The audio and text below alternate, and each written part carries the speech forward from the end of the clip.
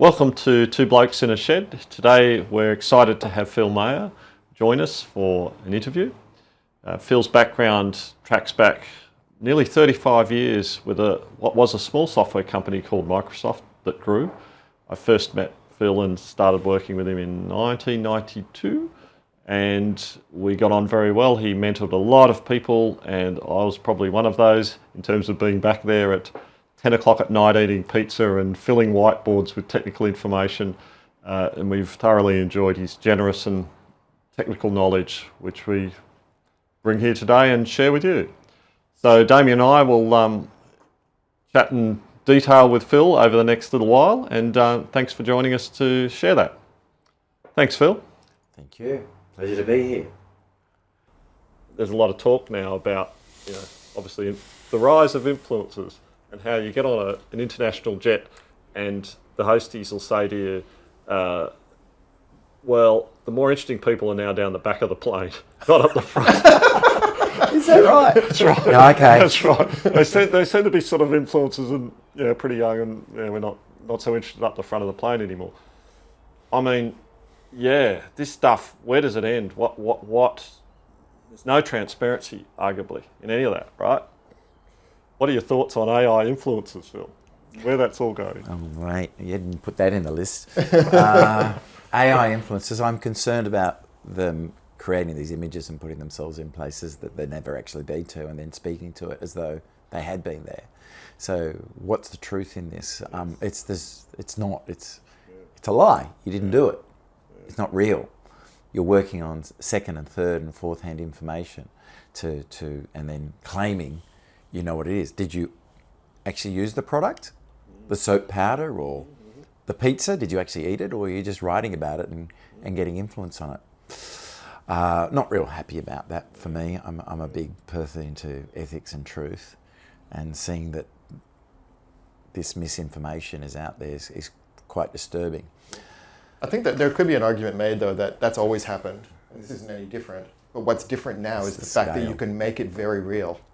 Very real and at scale. Yeah. The reach that you've now got isn't just your little neighbourhood where you put up a painting and say, this is what I saw or what I felt. Yeah. And it's your little community. Now it's the world. And fast, while it's topical, right? And yes. Just keep rolling it over. So, because that's a big thing, is relevance and timing. It's all marketing, really. Well, instantaneous, in fact. It could be live. It could be live streamed. Do you feel that people are getting numbed by that, though? I do. I think it's reducing the critical thought. Yep. When you look at the brain ECG monitoring of someone that's using AI and someone that's not using AI, you see a completely different picture. Right. Far less colour in it. In fact, there was some interesting study done in Poland around endoscopy and diagnosis of potential lesions and things that could be cancerous. And so they switched on some AI tools and then did an interesting experiment and increased the volume of the number of scans they were doing through to these judgment tools. And then they switched it off. And so prior to that, they were getting a 28% hit rate of correct diagnosis. And after that, that dropped to 22% without the tool. So this idea of kind of like almost a de-skilling or this numbing thing you're talking about, does that take time then to catch up again to where it was before the AI tools made you sort of sit back and go, oh, it's okay, I've got an AI tool and I don't have to think as hard.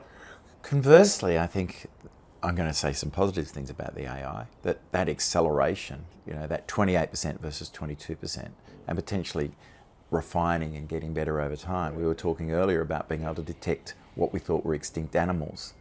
We were talking earlier about being able to use AI to detect things that we weren't able to detect before to benefit humanity. But I still feel humans need to be involved in that process somewhere. So, okay, you've made that determination. Now, how am I going to share that with the patient in that diagnostic? You don't want the AI suddenly sending a report, guess what, you've got a lesion and you've only got, empathy. I don't know where AI's got empathy today, that it's got that soft skills today. So human beings are still going to have to be around to deliver those messages. You use the word critical thinking. Well, the next obvious question is, can it develop that? Can it have and potentially be trained with a range of EQ-like responses that perhaps are scored and then in some sort of self-tuning loop improved over time, as you've suggested, which it's good at. Well, this is the whole question of data in Star Trek, wasn't it? Because if you sci-fi, and it's amazing how many things in that particular series have come to fruition, tablets, travel into space, really you'd only just begun in those days. These sorts of ideas that are in that movie starting to come to fruition. You go, well, that was always the challenge with Data. He was always thought he was a machine and he never had empathy, and he sought out to have that empathy chip put in. But AI is very rational. It's hyper-rational, right? So that's the challenge. Whereas humans aren't. So I believe there's an incompatibility between the two, between AI and humanity. And maybe what you're saying is that having the humanity in there to continue to monitor it or to curate it is very important, because I don't think we can live as humans in a hyper-rational world. It's still good to be irrational. Like, there's nothing wrong with that. And I think we shouldn't fight that. We should just say this is what it is. It's a knowledge-based system. It's like an infinite amount of knowledge that we can now have direct access to. But we still need to live as humans, and it doesn't always need to be rational. Like, a lot of times when I get bits of information and I say, oh, well, I should be telling people that this is what it is, it's a very delicate process sometimes to say where you shouldn't be using this information and who you should be telling and not telling. I don't know why my mind went to those ideas of irrational, but thinking about some of the great pieces of work in our life, artistic work and scientific work, have actually come from irrational people. If you looked at them, you'd go, they need to be locked up. They don't, one of my favourites, Van Gogh, he did get locked up, but in his last 70 days created 70 pieces of beautiful art. He was irrational, but we look at that art and go, isn't that glorious, that design?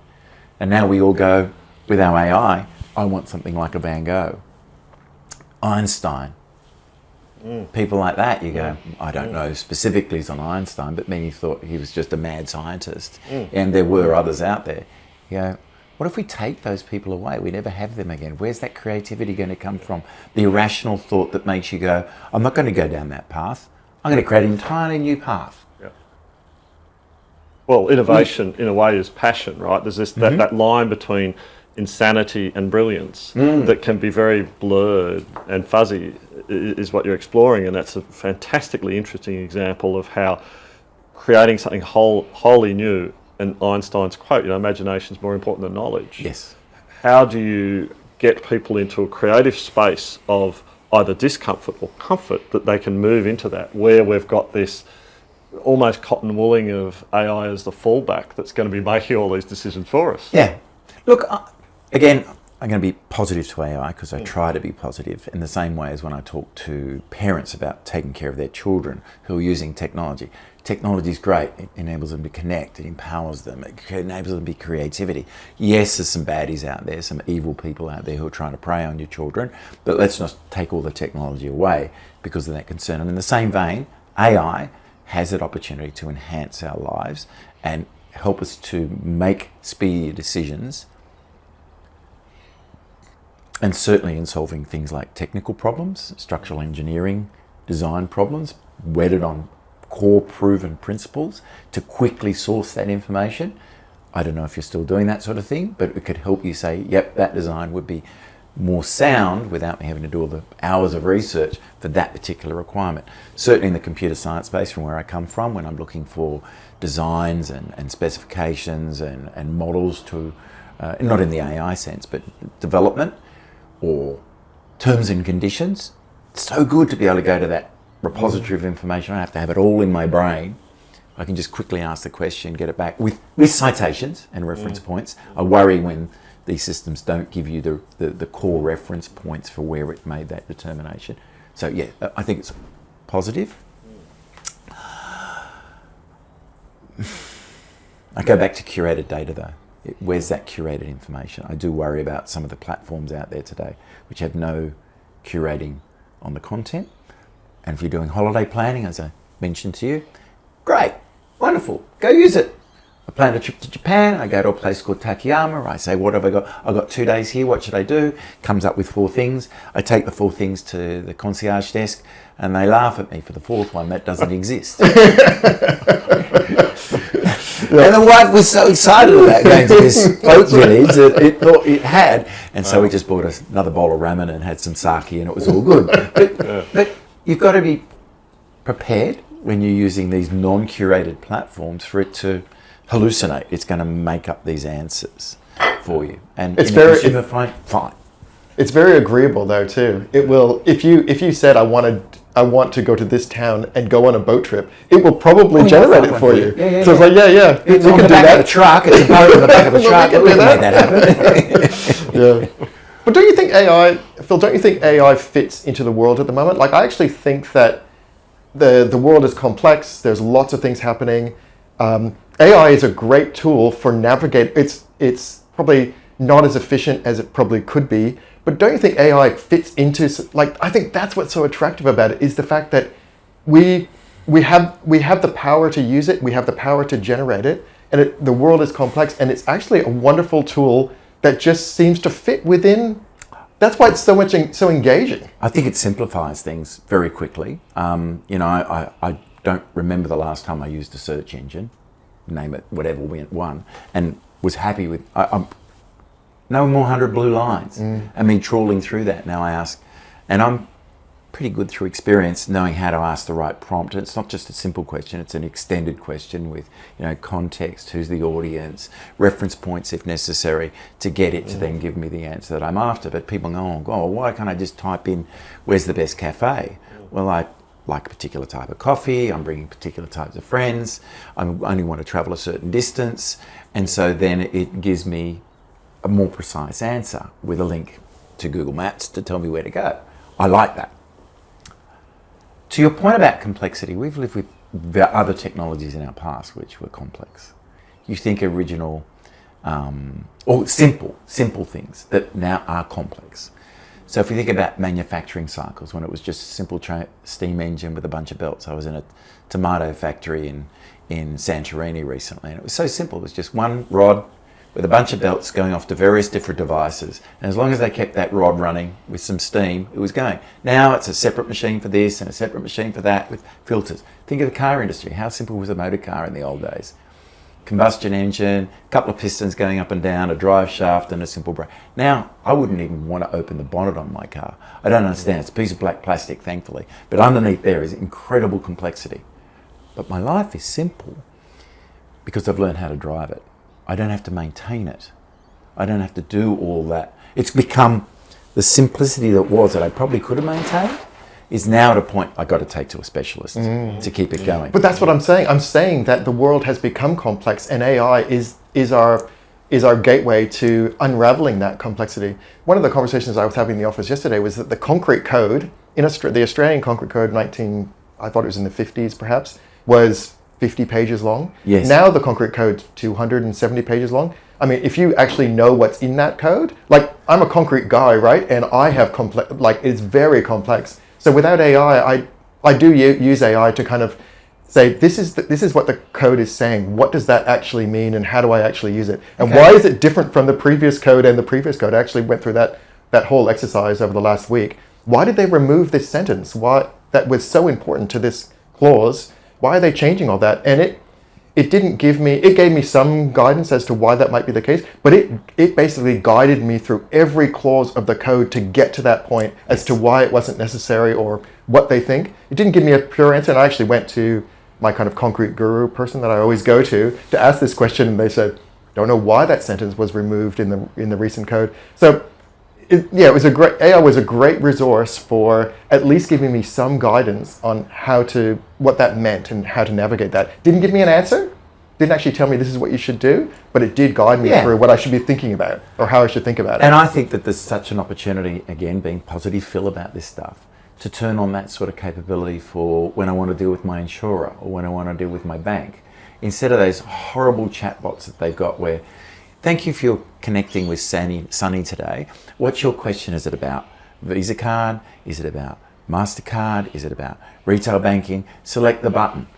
And then you ask the question, it goes, couldn't help you with that. Is your question about Visa card, a Mastercard? That's not a chat to me. That's appalling. When today it's so simple for them to point to their policy documents, have an AI engine that's sitting there, whether it's from the giants or something they source locally, and then basically let me have a conversation with the defined set of documents that exist in their repository. I'm not talking about all of the policy documents of all the different banks and all the different credit cards.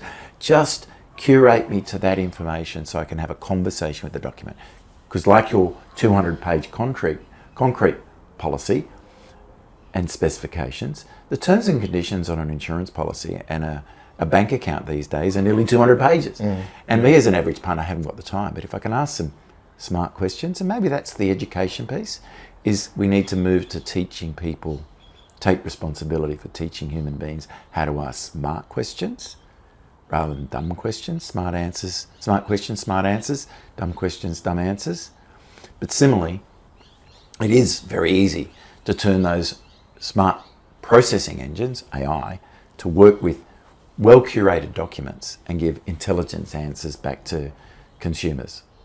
Maybe what it is almost this simplicity paradox, in that we have a great desire as humans to, and this goes back to heuristics, to preserve cognitive resource. And when we make decisions, we try to access, a manageable amount of information only that doesn't overload us. And that's why in marketing they talk about, good, better, best options. 3 options is about right. You start to give 4, 5, 6 options, you overload and shut down the consumer. They're not going to choose anything. So we're kind of like seeking this utopia of fairly simplified ways of interacting with people, with technology, with everything around us, products, services. Yet beneath the surface, you've got this huge iceberg effect of a vast amount of complexity. You talked about your car, you talk about, all the policy stuff that's just exploding. And AI offers a path to resolve that, or at least access it with the benefit of a level of critical thought and education around how am I asking questions? How should that be phrased? What is the context that I need to give this to get the answer I need, and stave off frustration at something that's not appropriate? So if you took that in the context of different personas out there in the market today, if we thought about CEOs and how them as leaders and senior management team as leaders might be thinking about, how do I empower my team to be getting the most out of AI? Well, there's a dimension of kind of going back to that policy document, the security of knowing that's curated information with context to our organisation. But also I think they need to lean in to ensure that's happening. I'm not sure they are. They're not ensuring that their teams, and this is my experience from when I worked for one of the giants, is I didn't really see that across the board. At enterprise level, I would say yes, at the top end of the banking community and insurance community, and even in some circles of federal government, they are. I can see that happening, and they're doing this. We're going to stop. You remember the term shadow IT, shadow AI? They're starting to take steps, but there's a big part of this planet, that is middle business and small business, and are those people taking that thought leadership as business owners to ensure that Sally's not coming to work and just turning on ChatGPT and putting an engineering diagram in that's super confidential, and then the whole world sees it. And I've seen examples of exactly that here in Australia, where confidential documents were done. So in that dimension of persona, happening at the high level, I think there is some controls and awareness of what needs to be done next. I think the educators, if we sort of took that community, and I'm talking more at the higher edge level, I was staggered when I went to an event which talked about AI and security policies, that 4 leaders from the 4 universities independently came up to me and said, I'd never thought about how AI might have impact in business. It was all very much about how cool it was to create pictures, or how cool it was to generate information, or how cool it was to summarize. And what you've just done is shown me that what are we summarizing, what are we generating, and the context of security. So each of them have now gone back to refine their training material to think, this consumer and there's business, and we need to be conscious of compliance, governance, ethics when we're using this stuff. Good. I was really, really pleased. It was delightful that happened. But at the same time, I think the students, oh man, they're all over it. I think many students would be using some sort of AI to do that, generate or summarize of all sorts of tools and technologies today. And that's fabulous. And then I mentioned the childcare thing earlier, which I'm very conscious about because of things that happened in my own home around the internet in the days before AI. But now this dimension of AI, and recently this week we had the AI hearing into the impact of AI on children and the whole image-based abuse, putting heads on naked bodies, your children's heads on naked bodies, and then publishing those out through creating all sorts of bullying and then self-harm that comes from that image being shared, even though it's not them. Terrible situation. How we control that, I don't know. We're seeing rules coming through in a few months which are going to prevent 16-year-olds on social media, but we're grappling with how do we use AI to detect the child and the individual is really a child and shouldn't be accessing it. That's one that still troubles me, how we do that. And I think it almost goes full circle back to education. Educating parents and educating students with the parents, children with the parents, about these are the dangers of the technology. And I go back to my car analogy. You remember what happened in the UK when the first cars were put out? No? No. Because they didn't want the cars to travel faster than a horse, they had a person walk in front with a red flag. Oh, right. Do you remember that? Yep. And it's almost those same sorts of, we won't have this innovation, it'll be stifled by the thinking we have today, that we may stifle that innovation by imposing regulatory requirements that are built in the horse and cart era. So your comment there is an interesting one because it's human factors, if we talk about that, versus the technology or together with the technology, augmenting it. It's almost a reverse augmentation. We say, well, our cognition, our decisions, our everything is augmented by the technology and AI, and that makes us a better person. But the actual reverse is really what you're talking about. It's a lovely model and way to sort of paint the picture because it says, hang on, you're still the parent, you still have, presumably very good judgment with how to parent well, and therefore have a key role in educating and building a context and scenario of what is safe and what is unsafe, and making sure your child is fully aware of that, and to some extent being parented well to see that and use the technology for good, not for bad. I'm glad you said that because that's very much the principles of the program that I work with the Australian Federal Police on, is that educating parents and educating children to have a trust relationship between both. But it kind of really hurts when I go to these schools and I see 20% of the school population turn up. What's that other 80% doing? And it tears you down to think, it's very emotional to think that 80% of the people out there, don't care about what their kids are doing online? Or think they know. Or think perhaps, they know. I don't know. Yeah. It's fascinating. The ones who think they know actually turn up and they're quite engaging in the conversations that we have. And you get the extremes of, we're going to lock everything down and every computer and every Mac and every PC and every tablet's got controls and self-governance. I go, so what happens when the kids go to a mate's place where it's not on their tablet? So that behavioural element is such a critical point of trust between parent and child, child and parent. It's two-way.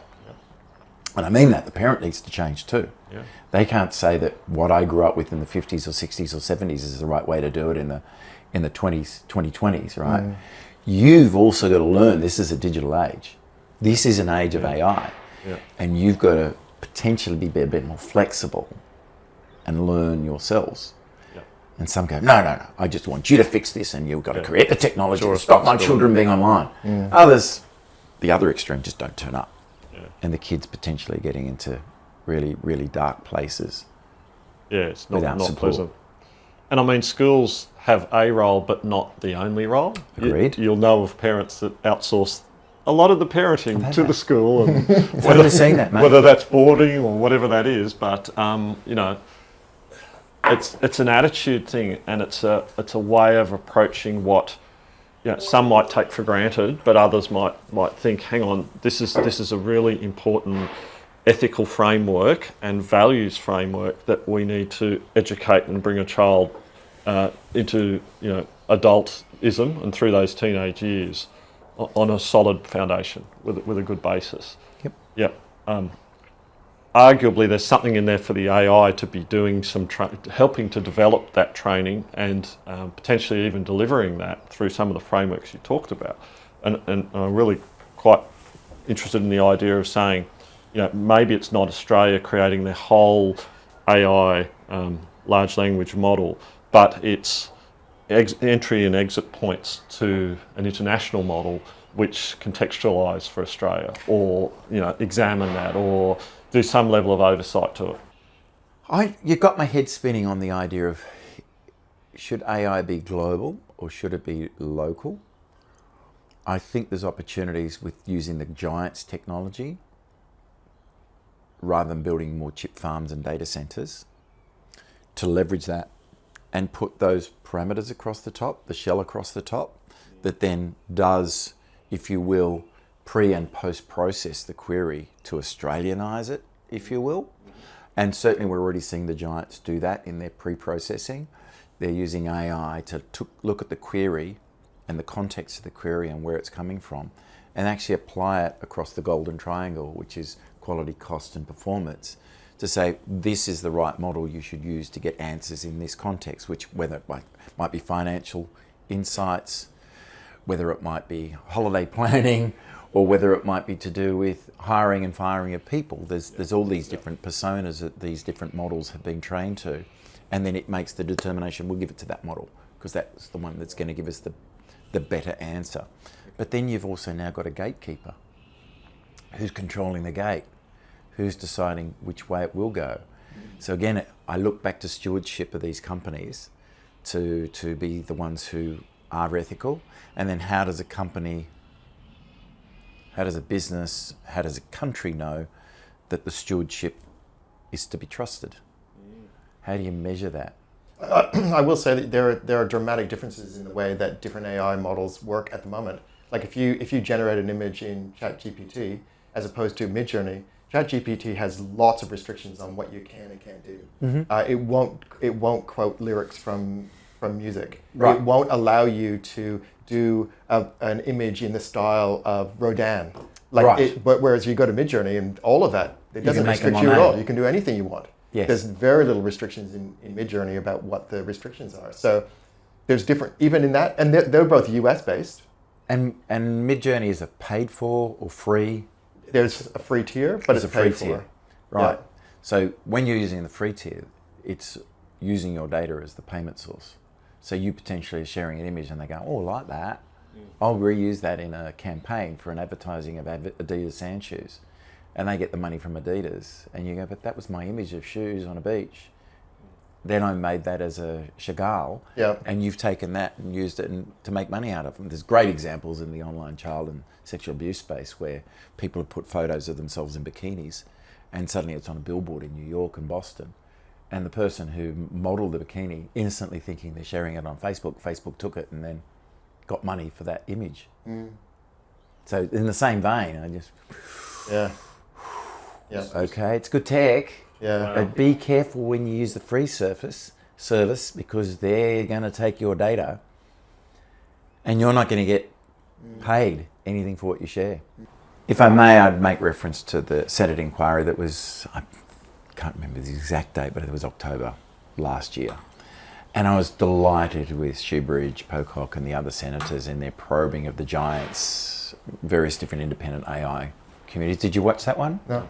It's up available on YouTube, so you can just, Senate inquiry into AI adoption in Australia. And then they had the public service also turn up. And it was interesting to get a sense, I don't know it for a fact, of where they're trying to balance between EU AI regulations, which are quite restrictive. It's almost like you're going to use anything in AI, you've got to declare it to the government, you've got to have it tested by the government before you even deploy it to your staff or in an environment. Boy, that's got to be stifling of innovation, I would have thought. The other extreme is the US, which is fill your boots, go crazy. We'll figure it out later. Whereas I think Australia, and I'm pleased to say it suits me, is taking a more balanced approach. We'll look at what regulation we have in context today, whether it's image creation, whether it's copyright infringements, etc. Regardless of the AI. Whether it's AI or human generated, Yep. and we'll apply those regulations. We might have to amp it up a little bit to make references to digitally created where it didn't have digital reference before, but we'll basically use a ground base of what we've got today and go out and create awareness of that. So again, the National AI Centre, what CSIR are doing, the education programs that are being run out by the government at the moment to do this level of education. Are people turning up? I hope they do, because I think they're doing a pretty good job in ensuring that we've got the education element covered. Yeah. And that regulatory requirement. So the guardrails, look, the tech to doing the guardrails is there. It is there. But have people turn it on? It's a bit like, if you had a car delivered, and imagine your car was delivered without all the safety equipment turned on. Airbags didn't work, collision detection systems didn't work, and you had to choose manually to go. And that's how people are buying their AI today. Those guardrails are in there, but they haven't set the threshold. They haven't turned on the ethics button. And they're just driving in and driving without any safety control. Hoping for the best. Put your kids in here and go crazy. Yeah. No, drive on the sand dunes without any traction control. Yeah. And so that's another interesting dimension to me is it does exist, this technology, for a business to put those ethics and responsible controls in place. But I fear, again, the lack of education and the gold rush that is AI at the moment, with 1,000 vendors already in Australia offering some sort of AI service, they're overwhelmed. Yep, I agree. I don't know if this is going where you want to go, Ziv. No, I reckon. No, I think that whole notion of being overwhelmed shuts down the ability to receive new information. That's how I see the heuristics and the sort of behavioural economics operating.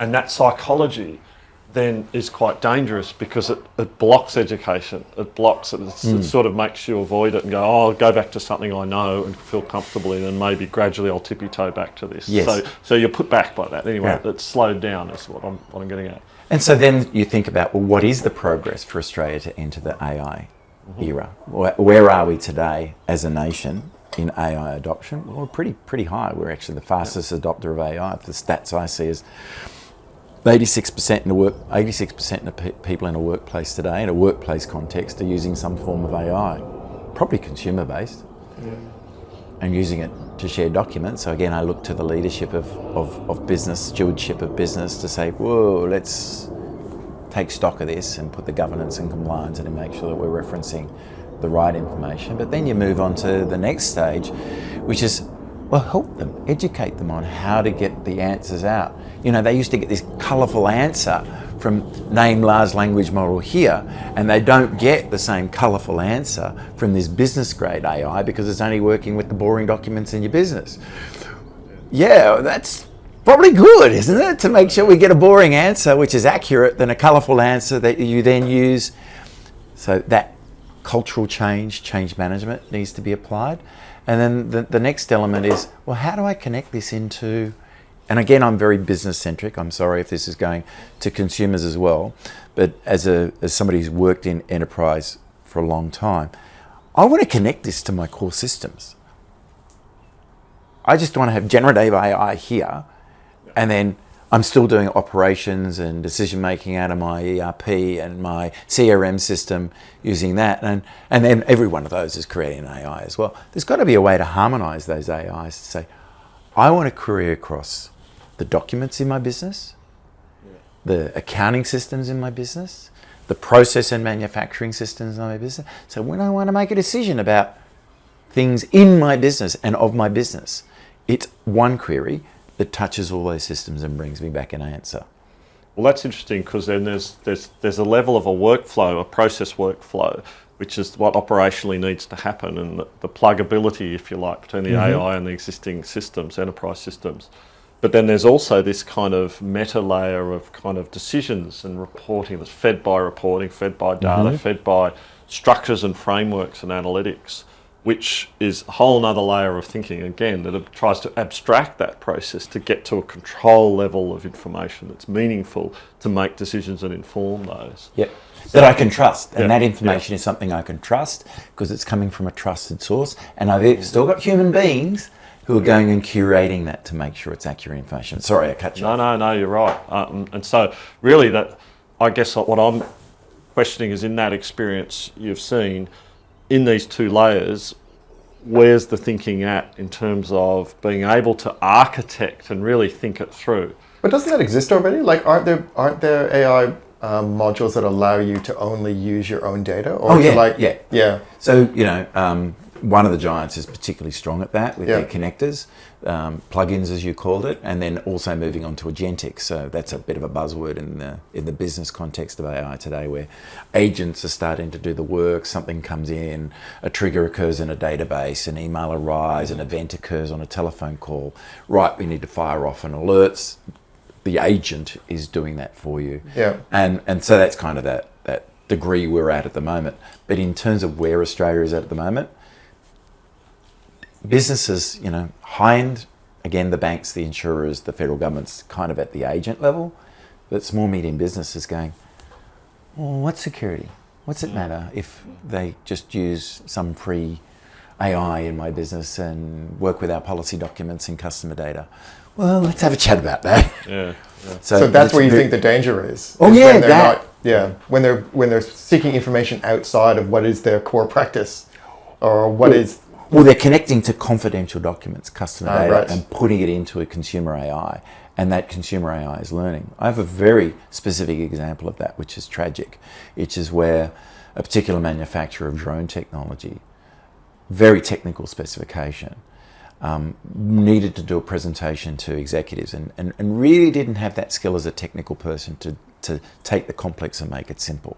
So hired somebody in, one of those very creative marketing types who'd been at university or they're TAFE, and they came in and they put that document into a consumer AI.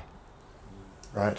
Suddenly that confidential intellectual property was in the public domain, and all the value that had been in those years of work was lost because now everybody could see the design of that particular drone technology.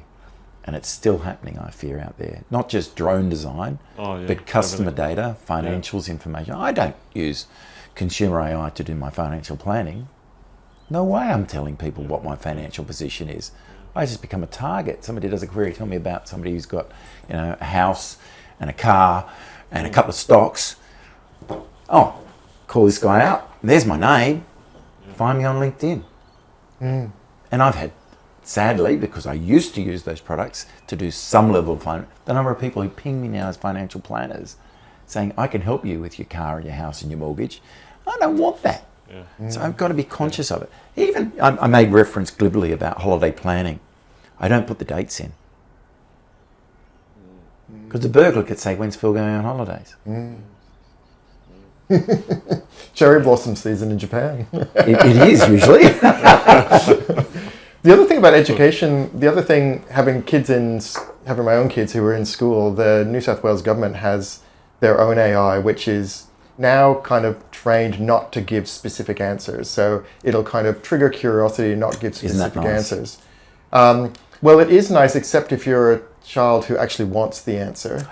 So, yeah. Needs the answer because of their development cycle. They need a bit more support. You mean? Maybe. Sorry, I'm drilling down there a bit, Damien, in areas you don't want to touch on. But that there could, I take that in terms of special needs children, accessibility needs. You may need to give them better guidance. So I would think that they need to refine that model to be respective of the person using the model. Now, whether you do that as a sliding bar or you do it based on the responses that they've given, but there needs to be some sort of level of curating of the persona and the style of individual to whether the degree of need of assistance that they need. Well, that goes back to our fundamental conversation about the fact that we should be using this to be specifically curated for each individual, and it can be in terms of education, in terms of like how your progression of the information that you should be given in terms of the education. So you're at this level, you're asking these questions, you're answering these questions, therefore we can be guiding you through that. I believe there's opportunity there in terms of just a pure education. So not necessarily only in schools, but through higher ed, through inside the workplace, and putting you at certain, training everything to be exactly for you. Well, it's funny, I'm being made redundant, so what I'm going to do with our time, one of the things I'm planning on doing is setting up a seniors. I was going to call it computer, but I'm trying to think of a better word in the modern ecosystem, seniors technology community in my local area. So people can come in, and one of the fundamentals will be teaching them how to use AI to get answers to the questions that they've got. But again, it's probably giving them pointers to more trusted sources of AI. Ones where it can know that they're at a certain level or is willing to learn over time through usage and memory to tailor the answers to their needs, rather than just a general purpose one where it just treats everybody at the same knowledge level. So you're saying that, well, in fact, that is another, the whole idea about prompting is that I rarely go in and say, give me the answer to this question. Normally I say, okay, in order to get a proper answer to this question, I need to ask it 6 or 7, preemptive questions in order for it to know where I am and who I am and what I'm doing and what I'm actually looking for before I ask, okay, now I can ask the question. And that's refreshing because a lot of people don't realize it's iterative. They don't realize they can go back and refine the question. It's a conversation. It's not a search, it's a conversation. So having that conversation, that was the answer, right. Yep. Well, no, who's the audience? Yep. Is it children you want to present this to? Yep. Is it children with special needs you want to present this to? Is it highly educated students you want to present this to? Is it a business person? Oh, well, the answer in that context is retirees trying to learn technology. Exactly. So that's teaching them that, explain, you're over 65 and you've had this sort of background in your life, and then it'll give you anecdotes that come from an agricultural or mining or finance and banking, rather than a generic answer. Oh, wow, I understand that's a lot better now. It's in the context of structural engineering. And really that is framing up how you're interacting with it, right? And helping people to understand that kind of reductive kind of approach to your answer. Because when you do that and you look back at where you started with the query and where you got to at the end, you go, this is almost unrecognisable, but it is exactly what I was seeking. Correct. Often, yeah.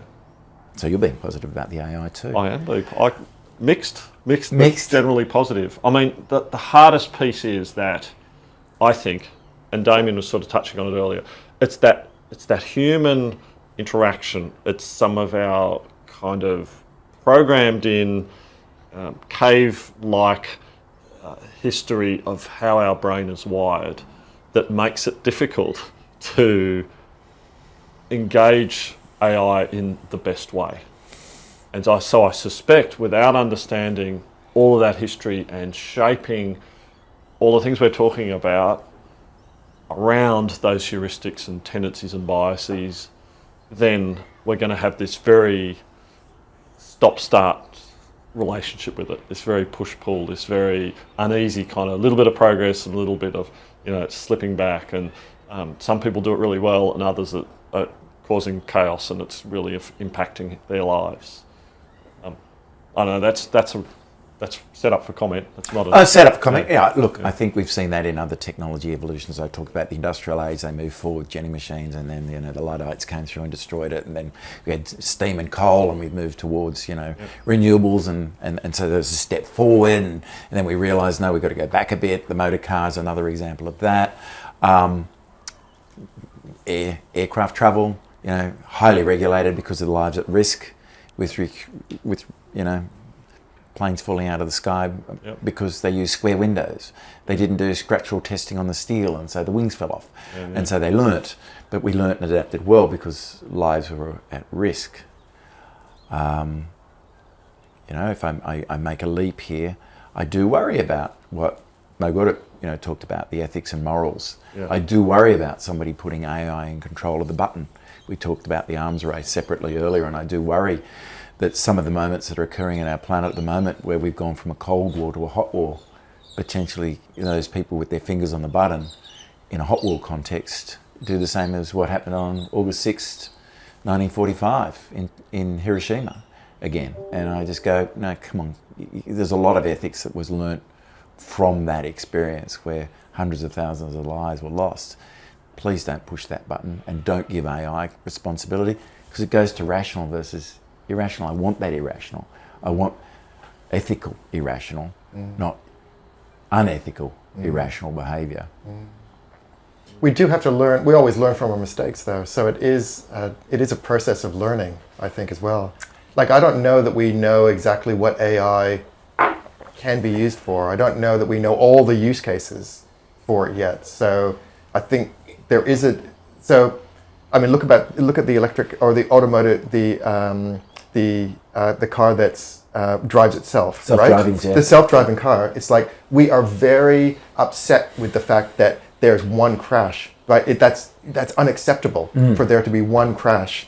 You know, that's new to today. That's a modern thought that it has to be perfect. Like, you can't release something into the world without it being perfect. So that's a new thing. I mean, I think that's new for AI as well. We cannot release it into the world unless we know that it can't do bad. I think that's an important process that we're going through, because we can't learn by trial and error anymore. Nope. We can't have buildings fall down like we did. Like when they built the Duomo in Italy with the double barrel, it was the result of dozens of other cathedrals collapsing that led to that. Yes. Right? We're not. That's not acceptable anymore. Except we've got to release everything in the world that's perfect and infallible. I hear, and I think about the drug industry as well, the pharmaceutical industries. Is their innovation stifled because they haven't got the opportunity to use these drugs, but at the same time they're using AI to hypothesize on things that weren't possible before. One I saw recently, which was, come on Phil, what was the name of it? I think it was called Researcher, released by one of these giants. And one of the challenges in running data centers is they're very, very hot. The computer chips get very, very hot. So they moved to using water cooling around the chip technology. And oh, wow, now the water's all hot. Now we've got to send it out and cool it. And then there's all this waste. And so then they said to the AI researcher, can you find a chemical compound that will provide cooling properties, which isn't like CFCs, remember those things that used to destroy the ozone layer? Yeah. And it did. Took a couple of hours. Found this chemical compound which was completely natural, and they put it around, they submerge the chips in that, and it keeps them cool without the impact on water and without creating CFCs and destroying the ozone layer.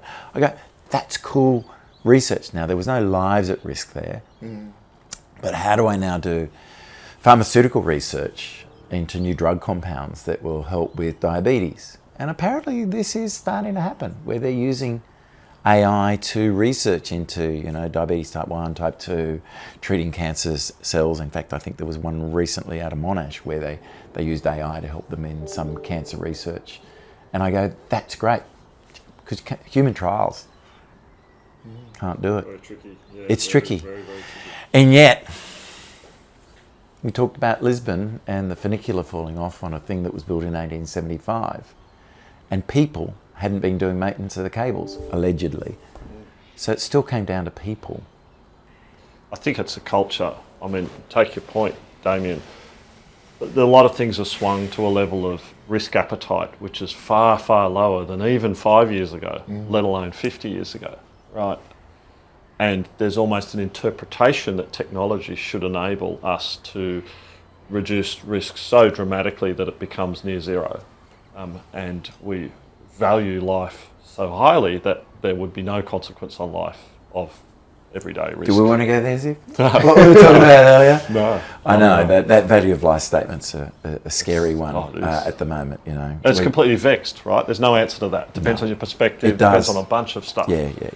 15 lives in Lisbon, yet 800 died in Afghanistan from an earthquake. And it's like, well, why does the Lisbon thing get the news, but the Afghan thing's pushed to halfway into the 1 hour broadcast? And you can go on endlessly about media and how media looks at news and what is newsworthy and not.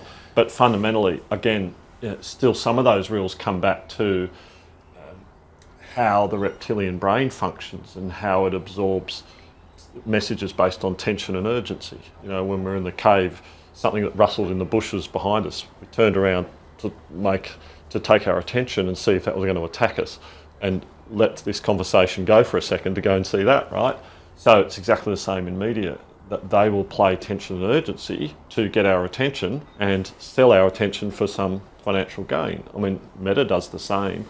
A lot of the social media is doing exactly that as well. Even the scroll down, and the image will take a fraction of a second to appear. You know, that timing of that second appearance creates the tension of what you're about to see, and it's customised for you. It's like fishing. Yeah. I'm going to get something on the end of the rod, so I've got that. I'm addicted to that. Exactly. I'm going to get something. Yeah. And when it does, then you get this little dopamine sort of mini hit thing, and there's a lot more being written now, even in the media, about that dopamine hit, what it's going to do to kids and so on. Can I grab on that for a second on one little thing that I really like my wife for sharing with me? You'd hear an ambulance go by. What's the first thing that comes to your mind when you see an ambulance go by? I know. Probably an emergency. Somebody's been hit by a car. Somebody's been injured. She said, she tells the grandkids, that's a lady. She's going to the hospital to have a baby. Oh. And that could be the case. Yeah. But turning what many of us would immediately snap into and go, oh, it's been a car accident and somebody's in trouble, to a positive. Oh, she's off to hospital, have a baby. Isn't that exciting? Lovely? Yeah. But again, is the news going to cover the ambulance taking somebody to hospital to have a baby? No, they're going to cover the train derailment. Do you think our risk, just going back to the risk thing, I think that's a really interesting point. Do you think that we have become risk averse? Or are we, maybe it's the fact that we think, okay, we have this amazing technology, look at how clever we are. Surely we don't have to take any risks at all. I'm just thinking back to, can we just take risk out of everything that exists because we're clever and we have this technology? How now do we see risk in our lives? Because there's people, and remember, if you were to do a risk analysis of the three of us, we'd all come at different levels on that scale. Yeah. And being a structural engineer, I'm probably on the risk averse side. Right. But somebody who lives a different life is going to be down lower. Even structural engineers kind of live on this scale. I wonder whether AI is changing our ability to think about what risk is, and the fact that we know that plane in the background's not going to crash, basically, because we have these safety measures in place. I wonder if AI is actually affecting the way that we think about risk in that way. I don't know that you can classify a person as being totally risk averse or totally risk fearless. I think that in different dimensions of their lives, through experience, they're going to have different dimensions on that. So in structural engineering, you understand the risk. Then in holiday planning or mountain biking, you might go, oh, let's get out there and jump off a hill. Right? Whereas another person goes, well, I don't understand structural engineering. I'm going to get an engineer here to check it all out.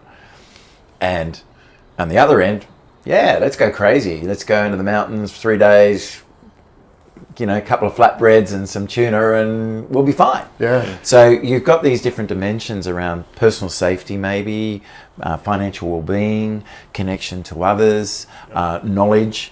Where is your risk-averse nature is not just a one slider bar. There's lots of slider bars in that, like an equalizer, like an amplifier. You've got to find that balance for yourself. And maybe people say, well, in work I'm this, and when I get out of work I'm just going to be the opposite. You can be quite different. Yeah. Oh yes, absolutely. But I want to be different because... that's a point too. Yeah. Yeah. Because I am so risk-averse in my business life, I'm going to jump out of a plane with a parachute on. So I don't want to do that one. Or hang glide. Thanks, Phil, for joining us today. The way Michael introduced Phil to me was the fact that Phil was a very generous person, generous with his time and his efforts, and gave us the story about often being in the office at 10 o'clock at night, and Phil would be there going, oh, just a second, I have a flight tomorrow morning at 6 a.m. How am I going to get to that? I better figure this out. So I think that is a representation of generosity that is rare in humans, I'm going to say, and that is we need to think about more. I don't know that AI is going to help with any of that, any of the generosity. Maybe AI can be seen as generous, but including his generosity and coming here and talking to us. So thanks very much, Phil. Well, from my perspective, it's been an absolute pleasure to join the two men in the shed. I think AI will be available 24/7, and I do reflect on that 10 o'clock. You went home at 10, I was still there when the sun came up. And the easy answer to your point about getting into the aeroplane, I went straight from the airport, straight from the office to the airport in those days.